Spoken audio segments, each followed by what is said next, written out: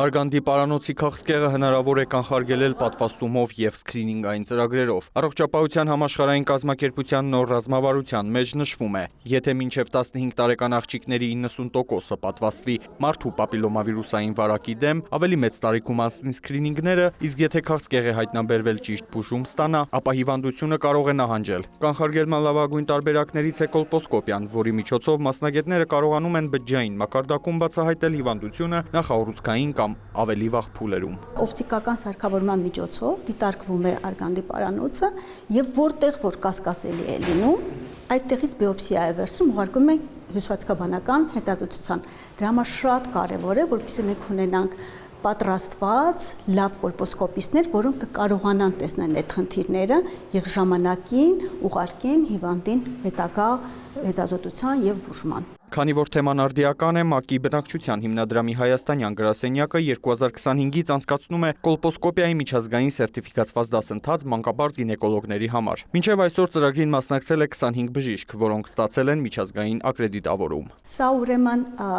արգանդի պարանոցի պաթոլոգիա եւ կոլպոսկոպիայի միջազգային ֆեդերացիայի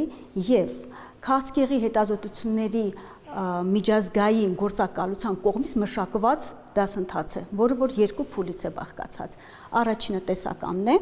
մոդուլներ են մշակված, վիդեոներ են։ Երկրորդ փուլը գործնական է, անցկացվում է արտերկրում։ Մասնակիցներն իրականացնում են 65 կոլպոսկոպիկ հետազոտություններ, որոնցից 15-ը արտասահմանցի դասընթացավարների հետ, 50-ը միայնակ աշխատավայրերում։ Ինքը իր հիվանդներին պետք է հետազոտի, այդ բոլոր նկարները եւ իրակ դրած դիագնոզը գրում է, ուղարկում է իր մաստեր տրեյներին, դասընթացավարին, եւ նա արդեն ասում է, եթե ամբողջը ճիշտ է արվել, նրան թույլ են տալիս, որ ինքը գնա միջազգային ակրեդիտացված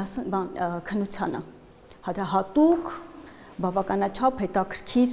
ձևաչափով կազմակերպվող դասընթաց է, որտեղ անգամ դերասաններ են ներգրաված, շատ ժամանակ դերասանները բժիշկներ են լինում։ IFCPC կրթությունը համապատասխանում է միջազգային բարձր ստանդարտներին։ Մենք հանձնել ենք քննություն, որտեղ ներկա են միջազգային փորձագետներ անկախ, որոնք օբյեկտիվորեն գնահատում էին մեր ստացած գիտելիքները եւ կլինիկական մտածելակերպը։ Դա տալիս է նախ ստացված գիտելիքները